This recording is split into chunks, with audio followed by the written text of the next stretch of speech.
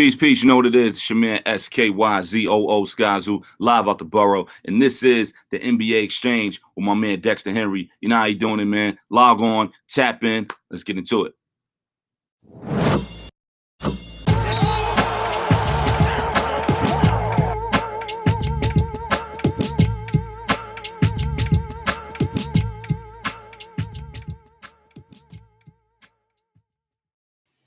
Hello, everybody. Welcome to the NBA Exchange. I'm your host, Dexter Henry. Come to you after for me at least, I don't know about you, but a fantastic Thanksgiving weekend. Absolutely fantastic Thanksgiving weekend that I thoroughly enjoyed. A lot of food, relaxation, little basketball in there. You know, usually there's a lot of football in there at this time, but we got some basketball up in there. Enjoyed it. And I hope everybody else did, had a safe, happy, and healthy Thanksgiving. But we got so much to talk about. We are back this week with a lot of news going on in the NBA, a lot of teams streaking. We will get into that. Huge matchup coming up tomorrow night. Ja Morant avoided a major injury scare. We're also going to talk some Milwaukee Bucks basketball. My man Andrew Goodman from Brew Hoop will be here on the show, joining me to talk some Bucks basketball. So I'm really excited about that as well. Talk about looking at some games tonight, some NBA picks, as well as the big matchup tomorrow. And that's what we're going to start with first, the big matchup that is coming tomorrow. This is really the first game this year where you're going to have a lot of buzz around this game. A lot of people are going to be excited for what is coming in this game. And it's the Warriors versus the Suns. The best two teams in the NBA, the Warriors with the best record in the NBA at 18-2. The Suns, 17-3. What's really impressive and the real story here, 16 games in a row won by the Suns. That is the second longest win streak, I should say, in franchise history by the Phoenix Suns. 16 in a row. Came to New York, demolished the Knicks on Friday, handled the Nets pretty easily on Saturday. They're looking good. And look, the Warriors, they're streaking themselves too. 8 in a row for the Warriors. And they've played incredible basketball. We talked about this a couple of weeks ago with my man Gerard Hector. And look, I'm excited for this because these guys are playing well. Now, we've talked a lot about how impressed I've been with the Warriors thus far this season on this show. But let's talk a little bit about the Suns. Because the Suns, as I said, 17-3, 16 games in a row. Really impressive. Devin Booker's playing really well, shooting over 40% right now from downtown. And it's funny because you always think about him as a really good shooter, but he really hasn't shot that well. He was shooting 37% a couple weeks ago, and he's sort of streaking right now through this really hot streak. But he's looking like an all-NBA player. Chris Paul, he's doing Chris Paul things, right? He became the first player the other night to reach 20,000 points. I believe it was 10,000 rebounds and 10,000 assists and 5,000 rebounds. First player to ever do that. So salute to Chris Paul for that. And we know about his legendary career. But I think last year, if we're really being honest about the Suns, there was a lot of talk about, okay, well, the Suns just kind of made it here because this team had injuries, the Lakers, or this broke this way, or this didn't happen for them. Suns, they haven't really got that respect. And I get that. I talk about this all the time with the Utah Jazz. Nobody's going to really respect it till they get it done in the postseason. But the Suns should have some respect. They got to the finals, right? But still, I think a lot of people think that it was a fluke. So the Suns didn't get that respect. We also saw this with the Bucks, who the Suns played in the finals, right? And nobody respected them until they broke through and got it and won it all. And we'll talk a little bit later when Andrew comes on about how they probably are still facing some disrespect, as we have seen with the Suns. But the Suns have done this, and it cannot also be mentioned about what they've dealt with in terms of the allegations surrounding Robert Sarver and how they've held it together through this time, going on this 16-game winning streak, doing what they've done. It's been absolutely impressive. But this is a team that I think people should look at and say, look, they've got the continuity. They've got players that have been through the fire, had a long playoff run deep into the finals. And sometimes with teams that the Suns are pretty much a young team, practically. Outside of Chris Paul, their leader, and I think that matters, and I'll get to that in a second. But outside of that, these are a lot of young guys who went through that playoff run deep for the first time, whether it was Booker or DeAndre Ayton or Mikal Bridges, right? These are guys that hadn't done it before, but they have. But what's been interesting is sometimes with these young teams, you see a letdown the next year after a team has a really great playoff run, especially when they do it with young guys. We're seeing it this year with the Atlanta Hawks, the way they started their season at least. They had a great deep playoff run to the Eastern Conference Finals and didn't have that same energy, maybe a little bit of a hangover off of success. And they haven't had that same energy that they had or we saw last year through the end of the season into the playoff run. But these Suns, nah, that hasn't been the case. They've kept that same energy. They look focused. I think a lot of that has to do with Chris Paul, and they're formidable. And I think they probably, you could even say they might even have to play their best basketball. And I know some people might listen to that or watch and say, Dex, that's crazy. It's crazy. They won 16 straight. Yeah, but I still don't even think they played their best basketball. They've got great contributions from JaVale McGee, who's been a fantastic backup center, particularly even when DeAndre Ayton was out. This is a team that looks motivated. And I think this is going to be a fantastic showdown on Tuesday night. I really do. The Warriors are playing great ball. They're playing great ball. The Warriors continue to win. They win last night, yesterday afternoon, I should say, for those on the East Coast.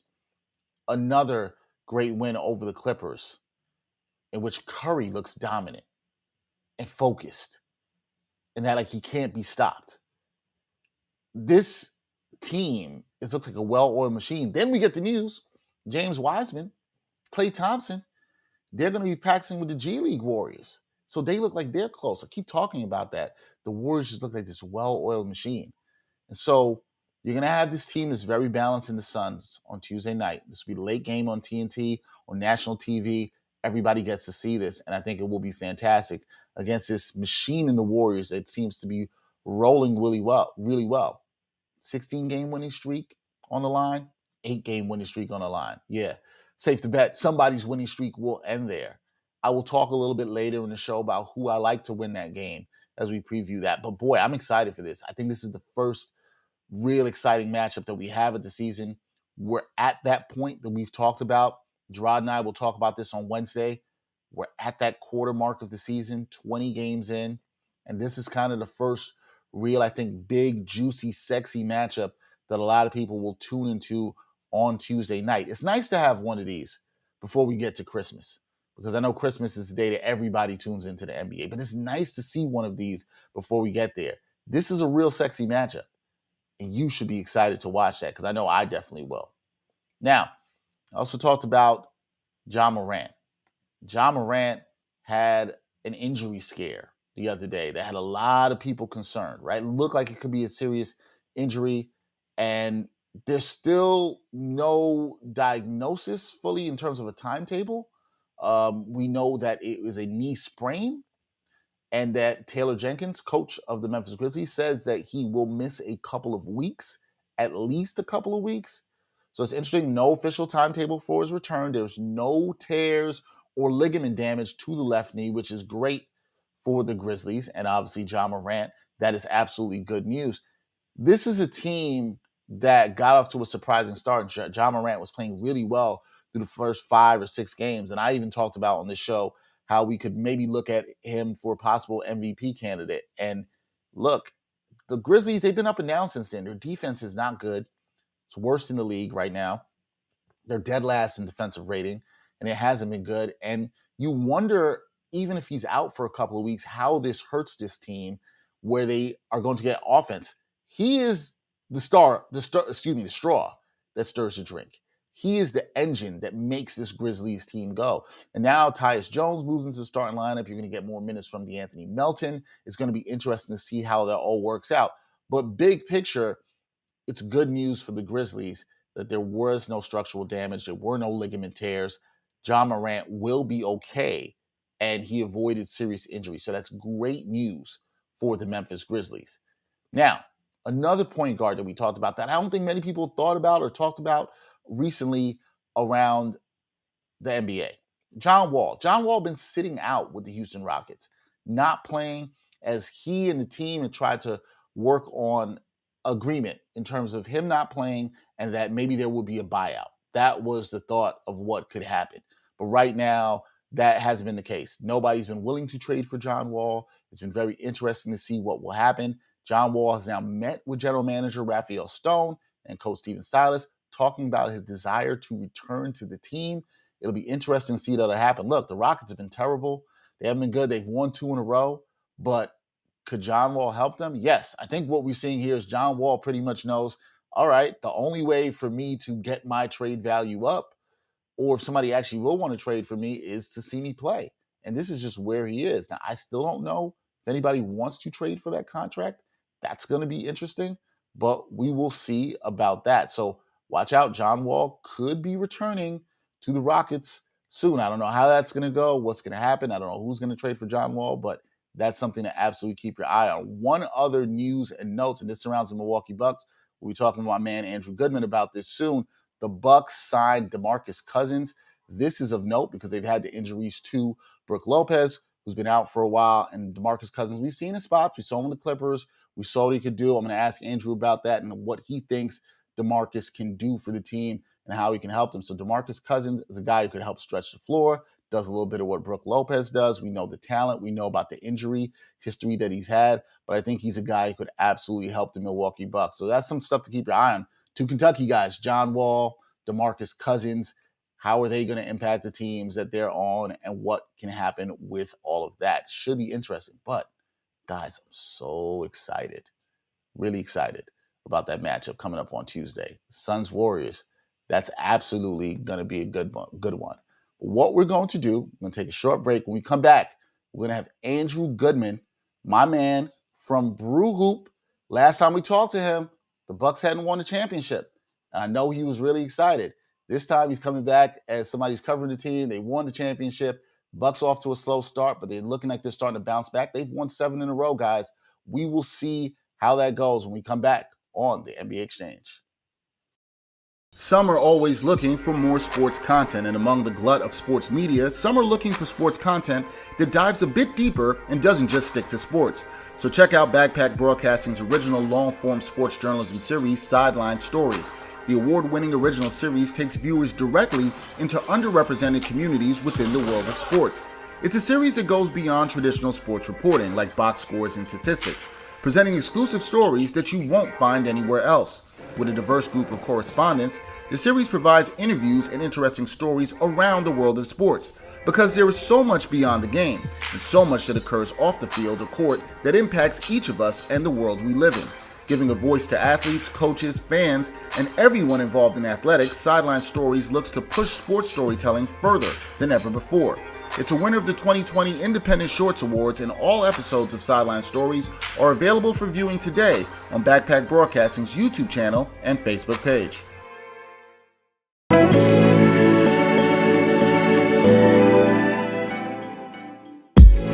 The Sports Walk is back. Watch Season 4 of Backpack Broadcasting's original, award-winning web series that brings you the opinions of real sports fans in these streets, literally in these streets.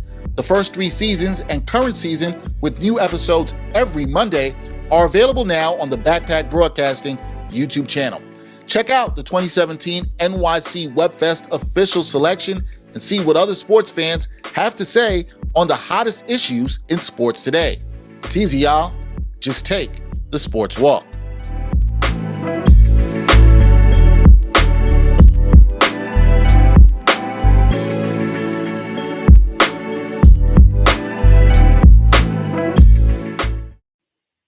All right, welcome back to the NBA Exchange. I'm your host, Dexter Henry. And like I said, we're going to talk some Bucks basketball. We haven't done that in a while. Joining me is my man, Andrew Goodman. He writes for Brew Hoop. Andrew, what's going on, man? How you doing? I'm doing well. Good morning to you, Dexter, and I really appreciate you extending the invitation once again to be on a guest on your show. Oh, man, you know I always like to talk to you about some Bucks hoops, so I'm glad you're well. I'm glad you were able to join me here. I got to ask you, because the last time I saw you and was able to talk to you, the Bucks had not won a championship. I knew you were nervous about it and how it was all going to go down. What was it like just seeing the team finally win, you know, covering them after all the articles you guys wrote for Brew Hoop? What was it like, you know, basking in that championship glory? it still doesn't feel real if I'm being honest with you. And I remember last time we spoke, it was after the Bucks had dropped game one to the Atlanta Hawks. Then they go on, of course, to win the championship. Now I'm talking to you again, and they're on the 7-game win streak. So I'd like to think that you're part of a good omen for the Milwaukee Bucks. But like I said, it's still something that doesn't feel real, and the championship still hasn't set in. But it feels like a weight, and I know I speak collectively to a lot of Bucks Nation. Just feels like a weight has been lifted off the shoulders, and a prophecy has been fulfilled. Bucks fans, we've gone, and a lot of franchises have gone through terrible ownership, management decisions, GM decisions, all that, drafting, really bad draft picks. But, now it's all worth it when you win that championship and, you win that one ring in the Giannis era. And it feels like whatever happens now is just icing on the cake. And if it doesn't happen again, then, I can at least say I saw the Milwaukee Bucks win a championship in my lifetime, which if you would have asked me this a few years ago, I would have laughed in your face and said, there's no way that's happening. You thought it wasn't happening at all. I got to Right. ask you this, Andrew, because you talked about seeing them win. And, usually I feel like when a team wins a championship, a lot of people will elevate them. Hey, they're champions. Next year, can they repeat? But I don't know how you felt about this, but I watched a lot of predictions this year before this season started. And I felt the Bucks didn't get that respect in terms of, all right, this is a team that can repeat. They can do it again. Did you see that? And do you still think the Bucks haven't gotten that respect and that will fuel them and motivate them throughout this season? When you talk about the media and small markets, there's always going to be just a little bit, and I say little bit in quotes here, a little bit of bias towards those big market medias. Where when you look at the Bucks, people might think, oh, their championship was a fluke. And in my opinion, there's no such thing as a fluke championship. All championships go down the same way. And I think a lot of that had to do with they played a Brooklyn Nets team with Kyrie Irving going out, and then James Harden was playing on one leg, but they still had to deal with, a GOAT like effort from Kevin Durant for 7 games. And then, obviously Trae Young, really unfortunate, goes down with an injury as well later in that Eastern Conference Finals. So I think a little bit of that had to fuel the narrative coming into the season when you're thinking if the Bucks can repeat. But I think when you're looking at the Bucks team as a whole, I don't think they really listen to the outside noise. They're not going to really change up what they do, and they're just going to go out there and play Bucks basketball like they have under Coach Bud the last few years.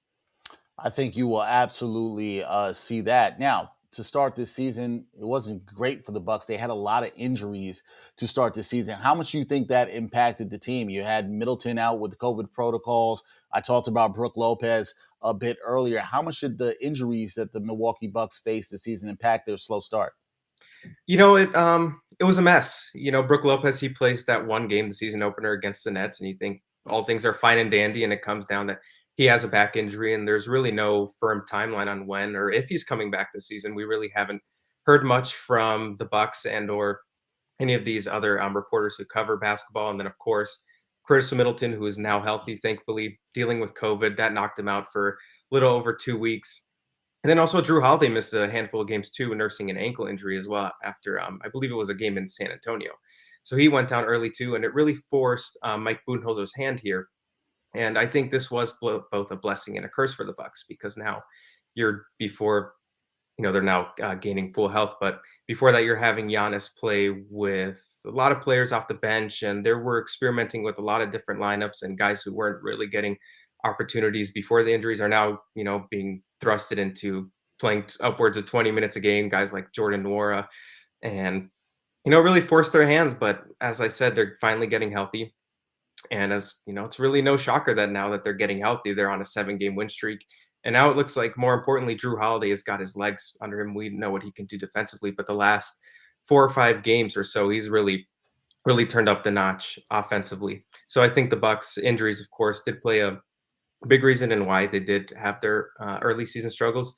But now getting healthier, winning more games. But it also looks like they have adjusted nicely to being without Brook Lopez. As we know, Brook Lopez's impact isn't really going to show up in the stat sheet, right? But what Brook Lopez brings to the table for the Bucks in his interior defensive presence, obviously stretching the floor. We know he can knock down 3-pointers. I think it also has put Giannis in a place where he has to play the 5 defensively and as a big man. We've seen him flourish as a big man offensively, but I think he has made very nice strides, big strides, I should say, defensively the last few weeks or so at the 5. and also Milwaukee's rebounding. Another part of their struggles a few months or last month, I should say, was they've just weren't doing really well rebounding. Brook Lopez obviously played an integral role in helping the Bucks, be constant leaders throughout the season in rebounding. But now I feel like Giannis is finally being comfortable where he can actually box out, where we know when he shares the floor with Brook Lopez is typically the one boxing out the bigger big man on a bigger opposing big man, and Giannis is just swooping in there for a rebound. But the first few games without Brook Lopez, we saw Giannis. He was kind of all over the place, not really boxing out. But now, like I said, Giannis has made some big strides, and it's something. It's a treat to watch. Absolutely a treat to watch to see what he's doing on the defensive end. Andrew, you talked about how the injuries might have impacted some of the role players. You talked about Jordan Nwora. I feel like in watching the Bucks, you've seen the confidence of some of these role players that maybe even didn't even have an impact on the championship run or weren't part of the team, like a Grayson Allen. He's Mhm. been really good and impactful to this team. Do you see the confidence emerging, as these role players, it's growing for these role players as they're being thrust into these roles where they're being asked to produce? And do you think that bodes well for the Bucks down the road as we get later into the season and into the playoffs?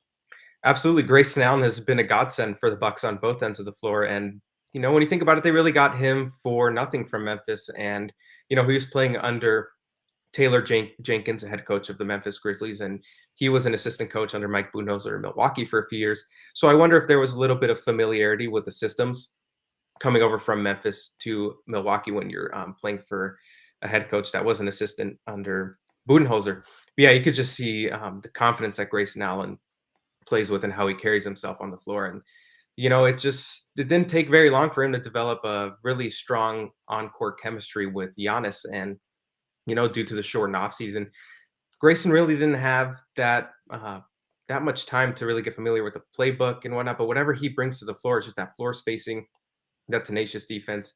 Giannis already knows where to find him, and Grayson is a player who's very smart, high basketball IQ. He just knows how to move without the basketball, which is why he's such a great fit for the Milwaukee Bucks. And when you're talking about role players for the Bucks, Pat Connaughton, not sure what's gotten into him since last season's finals, but what he's done for the Bucks this season cannot be understated. He's shooting the ball from downtown at a very, very high percentage, and this is on almost 7 3-point attempts per game too. So when you're looking at the Bucks and their 7-game win streak, their so-called bench mob and role players, they've played a big part in it just as much as Giannis has, and the other guys like Drew Holiday and Chris Middleton. Yeah, no, absolutely. I'm glad you mentioned Connaughton. He's been fantastic for the Bucks from downtown. As you talked about attempting the 7 threes per game and shooting it at a high volume and a high percentage as well too. We talked about Brook Lopez. I mentioned in the show about the DeMarcus Cousins signing. Andrew, how impactful do you think DeMarcus Cousins can be? I feel like he kind of helps the team in the way where he helps stretch the floor, can also bang a little bit inside. Is this a guy you think that could come in and help the Bucks right away? It's interesting. I have absolutely no problem the Bucks taking a flyer onto Marcus Cousins as the end of the bench. Really not sure about impact when you're talking about regular season. They might throw him out there maybe 10, 12 minutes a game just to see what he can bring to the table and how he fits. But when you're talking down the road towards the postseason, I'm not quite sure if he's going to be in the rotation come playoff time. But when you talk about DeMarcus Cousins, I think he's a player who's gotten a really bad, unnecessary reputation in the league, and I actually think he can be a good fit for Milwaukee's locker room. He did play with Drew Holiday as well, and it's just really unfortunate the history of DeMarcus Cousins when you look at his injury. It seems like that Achilles injury that happened a few years ago in New Orleans really just derailed his career, unfortunately. And before that, he was considered one of the best, if not the best, big man. But when you're talking about Cousins in the Bucks, I think he can help in the regular season. You're just throwing him out there, say how he fits with some of the regulars, some of the starters, and also how he fits playing with some of the reserves too. But when you're talking about the impact down the road postseason, not really sure there will be much there, but have absolutely no problem the Bucks taking a flyer on DeMarcus Cousins at all. Yeah, no, we'll see what he can do and how he can help them in the regular season. Now, the Bucks on a 7-game win streak, Andrew. Mhm. They've played extremely well over the past couple of weeks, and a lot of that has to do with what we talked about, right? They've gotten healthier. Uh, how excited are you with the way they're playing? And I wanted to mention something. I took a look at the schedule coming up between Mhm. now and January 8th, when the Bucks play the Nets again for the second time this season. You guys played them in the opener. This is their schedule coming up: Indiana, Charlotte, Toronto, Miami, Cleveland, Houston, the Knicks, Boston, New Orleans, Dallas, Orlando, Detroit. So that's 8 sub 500 teams in there. I think this is a really good opportunity for the Bucks to build on what they've had here with the 7-game streak and move even further up the Eastern Conference standings. Do you look for them to continue this good play as they get healthier? And do you think they can play even better than we've seen through the 7-game win streak? Absolutely. When you're talking about the Bucks, I think the sky's the limit here. They're finally getting healthy, and like you said, they're have a really nice stretch of schedule here against sub 500 teams. Ideally, I think they could win 6 to 7 of those games. Who knows? Maybe 8. But I can't get off the show without talking about Bobby Portis and what he's done for the Bucks. You know, when we're talking Bucks basketball here, Pat Connaughton, Grayson Allen, a lot of these role players, you know, thrust into a big role have flourished. But Bobby Portis, what he's meant to this Bucks team, again, like Pat Connaughton, cannot be understated. He's really helped fill the void without Brook Lopez, and I think this is also a big reason why the Bucks are in a 7-game win streak. Is if I checked my math correctly, Bobby Portis is averaging a career high in rebounds, and as we know, he's been one of the best 3-point shooters in all of basketball this season. He's just a great leader to have on the court. Has a vocal voice, if that makes sense, and he just knows where to be. He's a great communicator. And looking down the road for the Bucks, who knows if they're going to get Brook Lopez back for this nice stretch of games, but odds are they're probably not going to have him if you're playing a bunch of teams that are under 500. There's no need to risk bringing him back that soon. But I think this is a great time for the Bucks to continue to ride that momentum and build some more chemistry now that they have their 3 main guys back in the fold. Yeah, I think that's absolutely huge for them. So when you look at the Eastern Conference in the standings, even though the Bucks got off to a slow start, they're right back there in the thick of the playoff race. But when you look at the East, who do you think is the biggest threat to the Bucks right now? Last season, I remember when we first talked, Andrew, we talked about sort of slaying the dragon with Miami, a Right. team that had their number, and then they did that. Mhm. Is there, some people will say the Nets, but the Nets have had their own issues. Right. Who's the biggest threat to the Bucks right now? You know, I think the Miami Heat, they'll still be in the conversation regardless that the Milwaukee Bucks swept them last postseason. You know, the addition of Kyle Lowry and a team coached by Eric Spoelstra, you can just never count them out. Tyler Hero is also playing basketball at a very high level. But I think 2 interesting teams to watch that could potentially upset the Bucks are the Chicago Bulls. I think they've been a very fun team to watch. DeRozan has been really nice surprise for them. Obviously, my 2 UCLA guys, Zach LaVine and Lonzo Ball, have been balling as well. And also a team that has given the Bucks problem in the past is the Hornets. And I think when you're talking about fun teams to watch, like the Bulls, also are the Hornets. They play very fast, up tempo, can score on anyone. So I think those are 2 teams to watch out. Really 3 if you're throwing the Miami Heat in there. But I'll go in a different direction. If I have to pick 2 teams that might, make things a little hairy for the Milwaukee Bucks, I'll go with the Bulls or the Hornets. All right, watch out for the Bulls and the Hornets, 2 teams that have been playing pretty well. So 2 teams to watch out for sure. All right, last thing for you, Andrew. You had to know this question was coming from me. Everybody wants to know. Okay, can the Bucks repeat as champs? We talked at the top of this segment about how they've been disrespected, but I think all the talent is there and they got to get healthy. Can they repeat as champs and win it again back to back in 2021, 2022? Repeating never easy, regardless of the sport you're playing.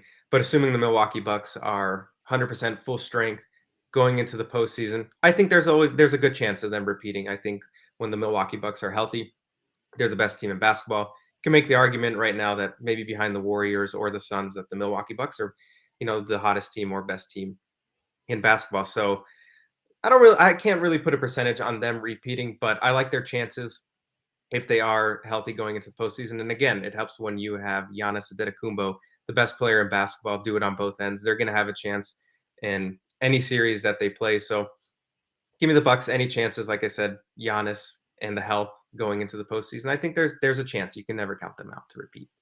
There you go. There you have it. I like the confidence. We could see it again. That's going to make a lot of Milwaukee Bucks happy if they can do this once again. Andrew Goodman, you can check his work out on Brew Hoop. Andrew, always good to have you on the NBA Exchange. So glad you were able to join me here today. We'll talk some more Bucks basketball again later in the season. All right.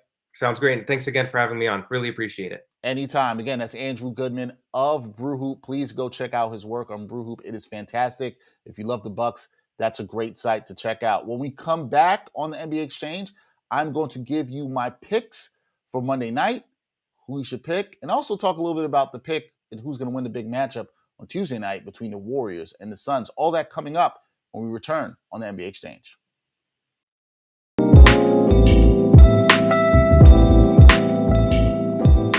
We are all adjusting to this new climate together. We're doing things a little bit differently because the world is different since the last time we did a podcast. And we are still bringing you the podcast you love while living that quarantine life. You use deodorant every day or no?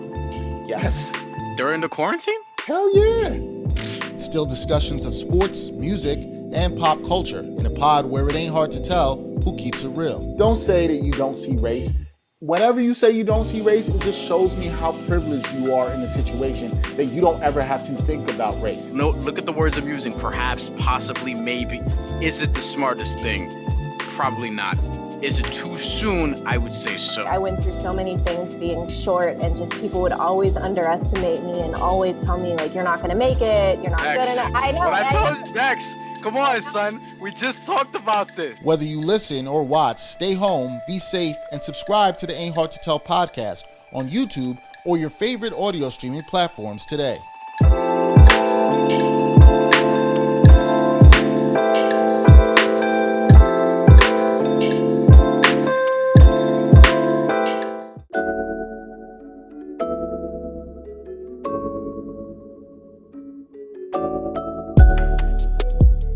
Backpack Broadcasting continues to bring you the best original sports content, but now you can get more of the content you love.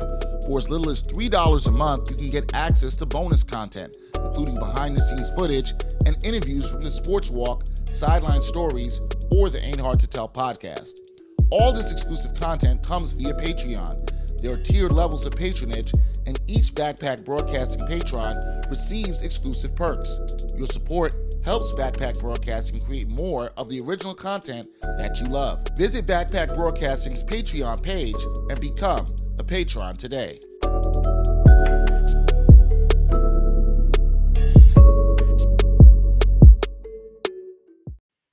All right, we are back on the NBA Exchange. I'm your host, Dexter Henry. Thank you for rocking with me. Definitely thanks to Andrew Goodman of Brew Hoop once again for rocking with us. I believe that it was his third time on the show, coming on to talk to us about some Bucks basketball. So always good to hear from him. But as we always close out the show, give you a little NBA picks. We like to talk some sports betting here. Some of you guys like to pick betting on these NBA games. You want to make sure you do it right. I got 3 games for you that I like tonight. Well, I always got 3 for you, and then really 4, because we're going to talk about a game tomorrow. But my first game tonight involves the Denver Nuggets versus the Miami Heat. Now, remember, people, a couple of weeks ago, there was that beef between Nikola Jokic, Markieff Morris, the suspensions, Jimmy Butler talking. Everybody wanted to see each other in the locker rooms. All that was going down. Now those teams play again. But a lot has changed between those teams. Nuggets, they've been going in the wrong direction. They've had a lot of injuries, to be fair to them, right? Nuggets about to start a 7-game road trip, and they've lost 6 straight. Nuggets 2-6 on the road. So 2-6 away from the Mile High City. Not a great time to visit the Heat. They are 6-2 over their last 8 games. So teams going in opposite directions right now. Not a good look. Now, odds makers. And we use BetMGM to look at our odds. These odds are via BetMGM. The Miami Heat right now, 7.5-point home favorites. And with everything that's going on with the Nuggets, their injuries, their poor play from home, and Jokic has been fantastic for them this season, but they've lost Michael Porter Jr. We know about Jamal Murray. PJ Dozier now out for the season with an ACL injury. Will Barton's been in and out of the lineup. I think it's just too much for them to overcome. I think the Miami Heat have not forgotten about what went down last time. I think they're going to come out very inspired, looking to send a message. 7.5 points. For some people, that might be a lot. I do not think this is a lot. I think this is a game Miami wins quite easily. and they are going to want to send a message at home. Give me the Miami Heat to cover the 7.5 points. Give me them to win by 8 or more in this contest at home in South Beach. Don't be shocked if Jimmy Butler has a big game. Wouldn't be shocked if you see a big one from Bam Adebayo trying to take it to Nikola Jokic, Tyler Hero. I think everybody's going to get in on the action. I think this is Miami, who's a very well-coached team, as we know. This is one where they want to make a statement. Give me the Miami Heat to cover. I'd take them outright, but you're not getting great odds on that. Give me the Miami Heat to cover here. I think it's a really good bet, and it's one that you would like to go with. Now, next bet of the night, this is another Eastern Conference versus Western Conference matchup that I actually like, and it comes with the team in the Washington Wizards who are coming off a big win, and so were the San Antonio Spurs. They beat the Boston Celtics on Friday, I believe that was. Yes, 96-88. They beat them on Friday. This is the third game in a 4-game homestand. The Wizards also playing very well at the top of the East. They are third in the East right now with 13-7. And the Wizards on the road, they're 3.5-point favorites. And look, I like the way the Spurs have been gritty. They've fought in a lot of games, don't have enough talent, but the Wizards have been playing really well. I like how they've bounced back. They've been coached well by Wes Unseld Jr. There's a collective team togetherness that I just like, and I think they're getting better on the defensive end. Wizards fans are excited down in D.C. Our last show, we talked to Karita Parks about that. I like the Wizards here on the road. I think they want to keep it going. They're starting to buy in. Bradley Beal's been playing better for them over the past few weeks. It's really encouraging that they got off to a great start without him shooting the ball really well, but he's starting to come around with his game. Give me the Wizards here on the road. I really like them to win and cover. All right, 3.5-point favorites. I like them to cover on the road in San Antonio. I think San Antonio is a very scrappy team, and they'll have these kind of season where they're in a lot of games, but I can't quite trust them to win this game thus far right now. So give me the Washington Wizards on the road versus the San Antonio Spurs to cover. I think this is a nice bet that you can take there. If you really feel good about San Antonio playing at home, I know it's the third game of a 4-game homestand for them, and you really like it, all right, try your luck with the money line. I believe they're plus 160 according to BetMGM. But no, I like the Wizards here. I think the Wizards have been playing good. I think this is a game they know that they can win. They have to win these games like this, especially after their start through the first quarter of the season at 13-7. Give me the Wizards to keep things going once again. Now, my last game for tonight involves the Los Angeles Clippers. Los Angeles Clippers, they just lost to the Golden State Warriors the night before, but the Pelicans are coming into town. The Pelicans, they've got some good news. Looks like Zion's back on the way. They've been playing a little bit better, but overall, just don't think the Pelicans are really that good or in the class of what the Clippers have. The Clippers have been up and down over the past week, had some tough losses. Again, this is another thing in terms of me with these games I'm betting tonight. Teams that have to win the games against the teams that they know that they absolutely have to beat, right? And so while the Pelicans are improving and they're trying to cap a winning road trip, you know, they've been playing their 500 ball after losing 12 of their first 13 games to start the season. But I think the Clippers are just much better. They lost a tough game to the Warriors, and I think they bounce back here. They are 6.5-point favorites at home at the Staples Center. Yes, Staples Center's for now before it's the Crypto.com arena, although I feel like I'm still going to call it Staples. I like the Clippers here. A lot of the money for them against the spread, 6.5 points again, once again. Most of the money is on the Clippers, 65% of the bets on the Clippers against the spread, and 55% of the money on the Clippers in this contest. I like the Clippers here. The Pelicans still struggle to score, 27th in points per game. Don't trust them. The Clippers, not a great offensive team right now, 22nd, but they've had some good things going for them. Marcus Morris is back. Serge Ibaka is back. Those things I think are going to help their offense overall, which I expect to improve throughout the season. They've been playing pretty decent defensively, and I just think them going up against a team in New Orleans who struggles to score outside of Brandon Ingram, who we know can put the ball in the basket, I think they will have a lot of problems with that. So give me the Clippers, and I like them to cover here. I just don't think that the Pelicans, even if they keep this close, are going to be able to score enough down the stretch. So give me the Clippers, minus 6.5. I like the Clippers here. So to review for this content, I love, and if you want to give me my best pick tonight, I absolutely love the Heat over the Nuggets. I think they're going to stomp the Nuggets down in South Beach. They're 7.5-point favorites. Give me the Heat. I like the Wizards as road favorites to defeat the Spurs down in San Antonio. And give me the Clippers in LA to cover -6.5 over the Pelicans. Now, don't have all the lines and informations and what the matchup will open up tomorrow night, the big matchup that we're talking about. It's 2 good games on TNT. Got Knicks, Nets in the early game. You got Warriors, Suns in the late game. 2 really good matchups that should be interesting to watch. Now, Warriors, Suns. How should you bet that? How is that going to go? We don't have the lines and everything's out there. While I love what the Suns have been doing and how they've been playing on this 16-game streak, I always like a little bit of motivation for teams. And I feel like the Warriors are still going to find some motivation that everybody's going to talk about the Suns. They've won 16 in a row. I know they've won 8 in a row. I think the Warriors really want to knock off the Suns. And don't get me wrong, I think the Suns also want to beat the Warriors because they want to prove that they think they are the best team in the NBA. But nah, I like the Warriors here for some reason. I think they're going to have their hands full with Steph. I'd feel better about them having another scorer who can really do something with his ball in his hands in the Warriors. They don't really have another premier guy like that until Clay returns, but their role players have played really well. I just see the Warriors really getting up for this matchup on the road, wanting to go in Phoenix to knock them off. So I don't know who's going to be favored. I assume it will be the Warriors because they have the better record on the road, but I like the Warriors coming out with a road win. I'd put some money on them looking at. So keep your eye on the line with that tomorrow. I might do a little video talking about that as we have more information and more data on the line, the money line, etc., the over-under around that game. It'll be a good one to talk about. So maybe we'll put out some bonus content tomorrow to talk about that with that matchup, because that's going to be a huge one. I expect a lot of action on that, a lot of eyeballs on that. Both games, like I said, on TNT. Talked about the Knicks, Nets early, and then the Suns, Warriors, Suns, I should say, later that night. So a lot of eyeballs are going to be on that. And I'm sure on Wednesday,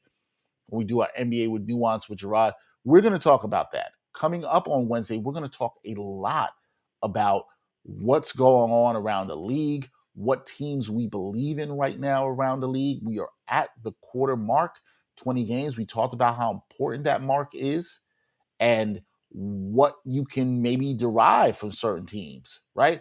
Who's real? Who's not? This is the time where I think the real and the fake start to separate. Maybe who's a poser? Is the East as good as we think? There are a lot of teams bunched up there. The West, the 2 best teams right now, at least the way it looks record-wise in the NBA, are in the West. Are the Nets as good as their record has been? People still seem to be down on them. We'll talk definitely more about that later in the week, but so much to talk about concerning the NBA as we are about a quarter way through the 2021-2022 season. Real exciting stuff. Once again, special thanks to Andrew Goodman, who joined us on this show. We appreciate him. We thank everybody, you out there, for watching. If you missed the live show, you can always listen on demand. You can watch it on demand as well. We're on all streaming platforms as well. Please continue to support us via our Patreon page if you want to make a donation to all the great content that we produce here at Backpack Broadcasting. So, for this edition, Monday one of the NBA Exchange, we will be back on Wednesday. I'm Dexter Henry. Till next time, y'all. Peace.